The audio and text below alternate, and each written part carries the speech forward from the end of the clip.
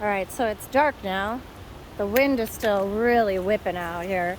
You can see we're on the road and there's plenty of branches down. Little ones, nothing crazy. There's Gizmo. Gizmo's out.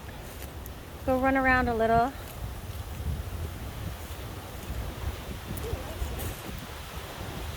So we're heading down to the Cody River to go see what the situation is. We heard that there is some river rise further down towards Sims Park. The rain has kind of lifted a little bit.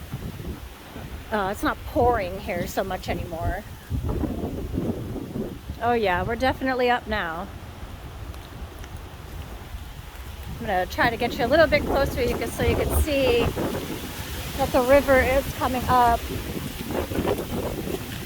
Oh, we've got some branches down blocking Grand Avenue. Look at that. Is that water? And if you look behind it, the water is up over the road now on Grand Boulevard.